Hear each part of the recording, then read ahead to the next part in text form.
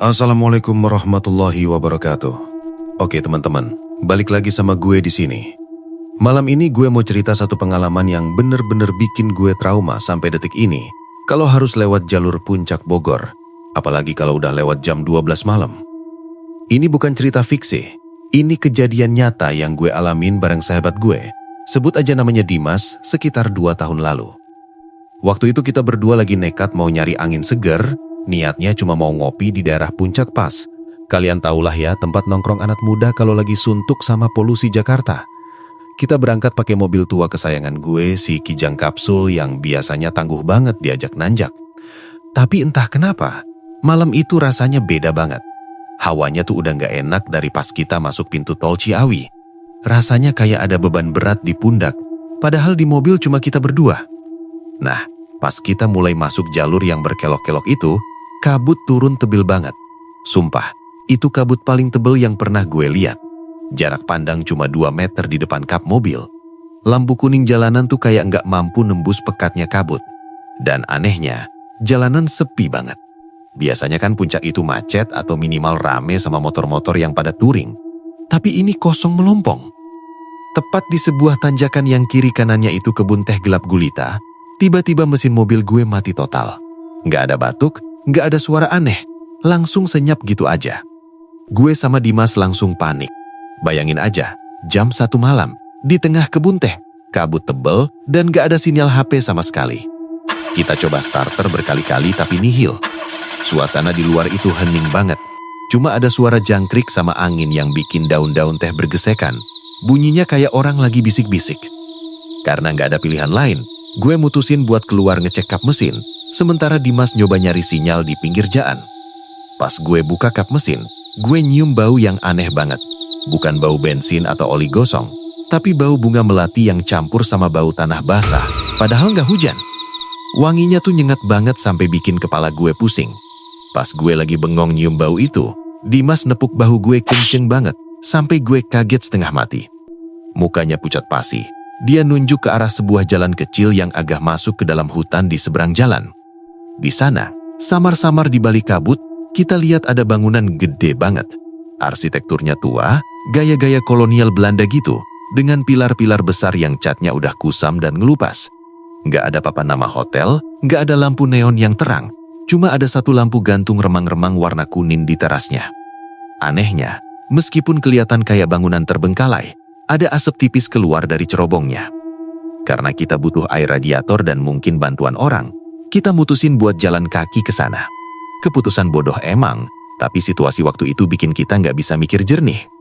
Sepanjang jalan masuk ke pelataran hotel itu, gue ngerasa kayak ada ribuan mata yang ngeliatin kita dari balik pohon-pohon pinus yang tinggi menjulang. Dan yang bikin gue makin merinding, di parkiran depan hotel tua itu, terparkir mobil-mobil mewah semua. Ada Rubicon, Alphard, sampai sedan-sedan Eropa keluaran terbaru yang plat nomornya aneh-aneh. Platnya cuma 2 digit dan rata-rata belakangnya hurufnya sama, kayak kode khusus. Di antara mobil-mobil mewah nan mengkilap itu, kita berdua yang lusuh ini jalan kaki menuju lobi hotel yang pintunya terbuat dari kayu jati ukiran yang kelihatan berat banget.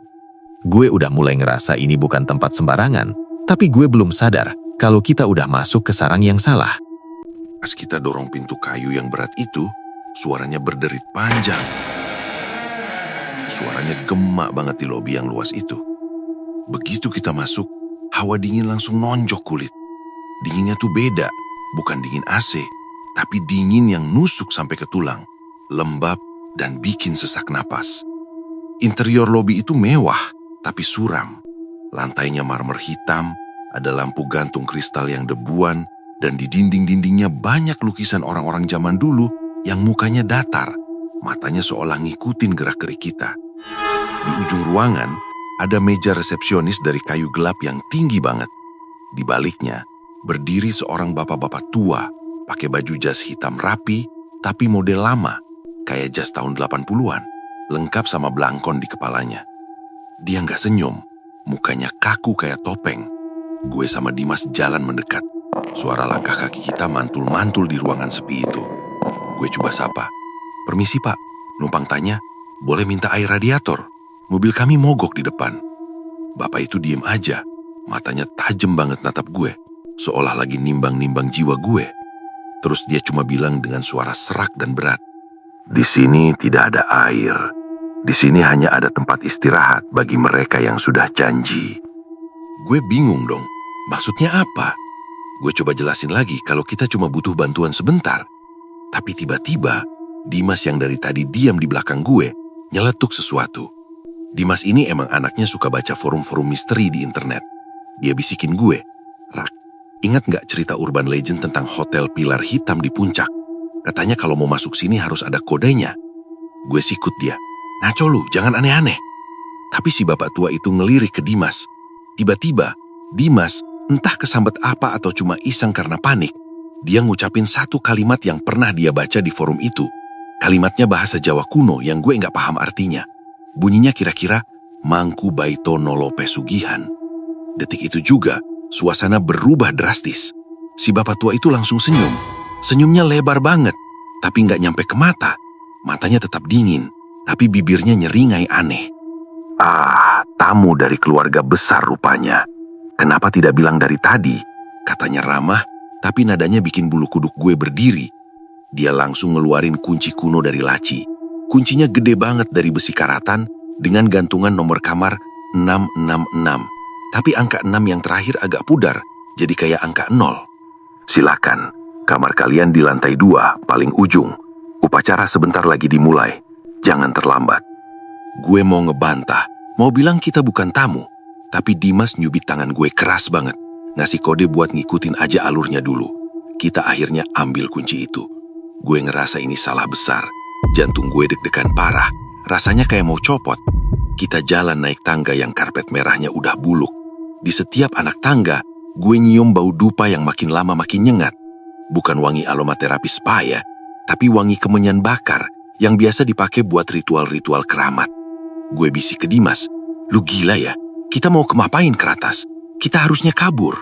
Dimas cuma jawab dengan muka tegang, "Kalau kita balik badan sekarang, gue rasa kita nggak bakal bisa keluar dari pintu depan tadi, Rak. Lu lihat gak di pojok lobi tadi? Ada 2 orang badan gede item-item jagain pintu. Mereka bawa parang." Gue langsung lemes dengarnya. Kita kejebak. Sampai di lantai 2, lorongnya panjang banget dan gelap. Penerangannya cuma pakai lampu dinding yang nyalanya redup-redup mau mati.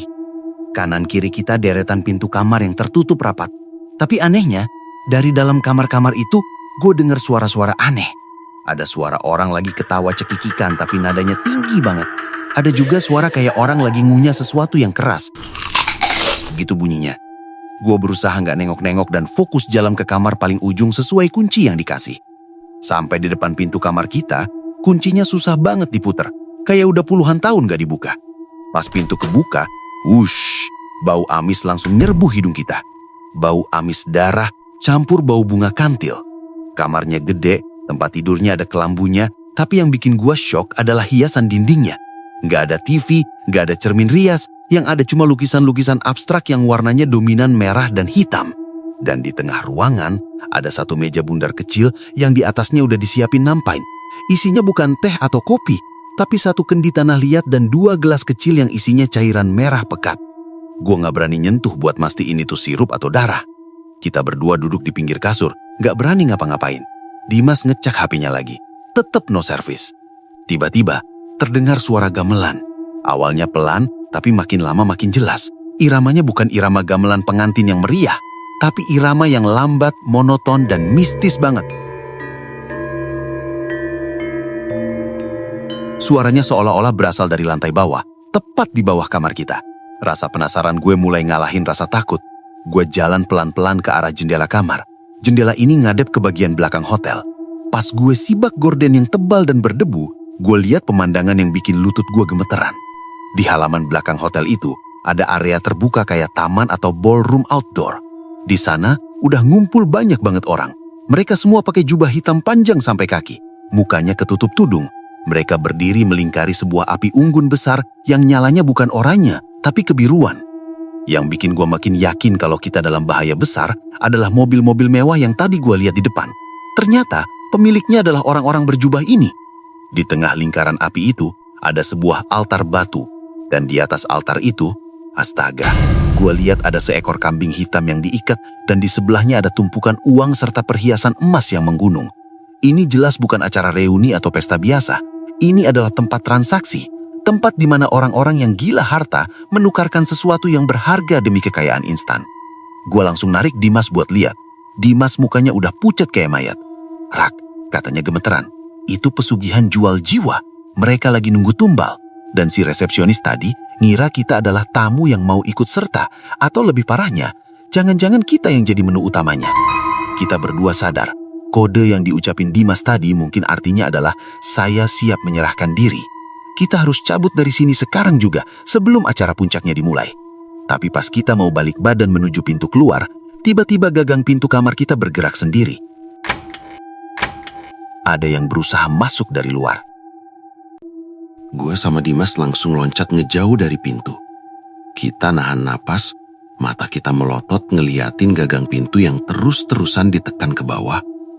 Untungnya, tadi pas masuk gue refleks kunci slot grendel tambahannya. Dari luar terdengar suara ketukan halus, tapi temponya cepat. Terus hening. Tiba-tiba ada suara cewek, halus banget, manggil dari balik pintu. "Mas, upacaranya sudah memulai. Mari turun. Ibu Ratu sudah datang." Suaranya itu hipnotis banget, bikin gue sempat bengong pengen buka pintu. Tapi Dimas langsung nampar pipi gue pelan. "Sadar woi, itu bukan manusia." Kita berdua mundur sampai mentok ke jendela lagi. Pintu itu mulai digedor lebih keras. Kayu pintu tua itu mulai retak. Kita nggak punya jalan keluar lain selain jendela. Gue lihat ke bawah, itu lantai 2. Tapi di bawahnya ada atap genting dari bangunan tambahan. Masih agak tinggi, tapi mending patah kaki daripada mati konyol dimakan sekte sesat. Gue buka jendela pelan-pelan biar nggak nimbulin suara. Angin malam langsung nampar muka gue. Gue manjat duluan, terus bantu Dimas keluar. Kita merayap di atas genting yang licin karena embun. Suara gamelan di bawah makin kencang. Temponya makin cepat dan liar. Orang-orang berjubah di bawah sana mulai menari-nari aneh. Gerakannya patah-patah kayak boneka rusak. Dari posisi kita di atap, gue bisa lihat lebih jelas ke arah altar. Si pemimpin ritual, orang yang pakai jubah merah darah, mengangkat sebuah keris tinggi-tinggi. Dia teriak pakai bahasa yang gak gue kerti. Suaranya menggema ke seluruh lembah. Dan saat itu juga, gue lihat bayangan hitam besar, tinggi banget, mungkin setinggi pohon kelapa, muncul dari balik asap api unggun. Bayangan itu punya mata merah menyala. Gue refleks nahan napas saking ngerinya. Itu bukan efek visual, itu beneran makhluk astral yang dipanggil sama mereka. Sialnya, pas kita lagi merayap pelan-pelan mau ke arah samping bangunan biar bisa loncat ke parkiran, kaki Dimas nendang genting yang udah rapuh. Pecahan genting jatuh ke bawah, tepat ke arah kerumunan jubah hitam itu. Musik gamelan langsung berhenti total. Hening. Semua kepala yang pakai tudung itu serentak mendongak ke atas, ke arah kita. Ratusan pasang mata natap kita dengan tatapan kosong dan lapar. Si pemimpin jubah merah nunjuk ke arah kita, sambil teriak dengan suara yang bukan suara manusia lagi. Suaranya kayak geraman binatang buas. "Tangkap mereka, jangan biarkan lari." Seketika itu juga, orang-orang itu mulai manjat dinding hotel dengan cara yang gak wajar. Mereka manjat cepat banget kayak cicak, nempel di dinding. Gue teriak ke Dimas, "Lari Dim, loncat!" Kita nekat loncat dari atap setinggi 3 meter ke rumput di samping hotel. Kaki gue rasanya nyeri banget pas mendarat. Tapi adrenalin bikin gue lupa sama sakitnya. Kita lari sekuat tenaga menuju mobil kijang gue yang mogok di depan jalan. Di belakang, suara derap langkah kaki dan teriakan-teriakan aneh makin dekat ngejar kita. Kita lari nembus kabut tebal, napas udah ngos-ngosan parah, dada rasanya mau meledak. Gue lari sambil nengok ke belakang. Gue lihat bayangan-bayangan hitam itu ngejar dengan posisi lari yang aneh. Ada yang lari bungkuk, ada yang lari pakai 4 kaki. Sampai di pinggir jalan raya, gue langsung loncat masuk ke kursi supir mobil kijang gue. Dimas masuk di sebelah kiri sambil banting pintu. Tangan gue gemeteran parah pas megang kunci kontak. Gue dengar suara gedoran di bodi belakang mobil. Mereka udah nyampe di belakang mobil. Gue putel kuncinya sambil teriak doa apa aja yang gue ingat. Ayo dong nyala, please nyala. Mesinnya cuma bunyi starter tapi nggak ngangkat. Dimas sudah nangis ketakutan di samping gue. Rak, kaca belakang Rak, ada tangan. Gue lihat dari spion tengah, ada tangan pucat dengan kuku panjang hitam lagi nyakar-nyakar kaca belakang mau mecahin.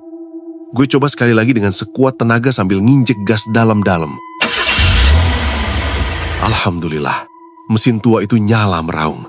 Gak pakai mikir gue langsung masukin gigi satu dan tancap gas. Mobil sempat slip bannya karena jalanan basah, tapi akhirnya melaju kencang ninggalin hotel terkutuk itu. Gue nyetir kayak orang kesurupan, tikungan tajam gue hajar terus, bodo amat mobil mau terbalik atau enggak, yang penting jauh dari sana. Gue sempat lihat di spion, makhluk-makhluk itu berhenti ngejar tepat di batas gerbang hotel. Mereka cuma berdiri berjejer ngeliatin kita menjauh, sambil senyum lebar yang nyeremin. Kita terus jalan tanpa henti, sampai nemu pom bensin di daerah Ciawi yang udah rame terang benderang. Baru di situ gue berani ngerem dan minggir. Kita berdua diem di dalam mobil selama setengah jam, cuma dengerin detak jantung sendiri yang masih kenceng banget. Keringat dingin ngebasahin baju kita. Pas udah agak tenangan, gue sama Dimas keluar buat ngecek mobil. Takut ada kerusakan karena tadi dihajar jalanan rusak. Pas gue cek bagian belakang mobil, gue langsung lemes. Lutut gue goyah sampai gue jatuh terduduk di aspal. Di kaca belakang mobil gue, ada cetakan telapak tangan banyak banget. Tapi itu bukan cetakan tangan lumpur atau debu. Itu cetakan tangan yang kayak bekas bakaran, gosong hitam, nempel di kaca. Dan yang lebih gila lagi, di bemper belakang mobil, terselip sobekan kain putih lusuh yang bau amisnya sama persis kayak bau di kamar hotel tadi. Kain kafan. Sampai sekarang, kalau gue nyetir ke puncak dan lihat ada jalan kecil yang gelap tertutup kabut, gue selalu ngegas pol dan gak berani nengok. Gue gak tahu itu tempat apa sebenarnya, dan gue gak mau tahu lagi. Yang jelas, mereka di sana nyata, dan mereka selalu butuh tamu baru buat pesta mereka. Jadi buat kalian yang suka jalan malam di puncak, hati-hati kalau ada hotel tua yang gak ada di Google Maps tapi lampunya nyala. Jangan pernah coba-coba masuk, apalagi sok tahu nyebut kode sembarangan. Karena mungkin kalian gak akan seberuntung gue dan Dimas yang bisa keluar hidup-hidup. Sekian cerita gue. Semoga jadi pelajaran buat kita semua. Assalamualaikum.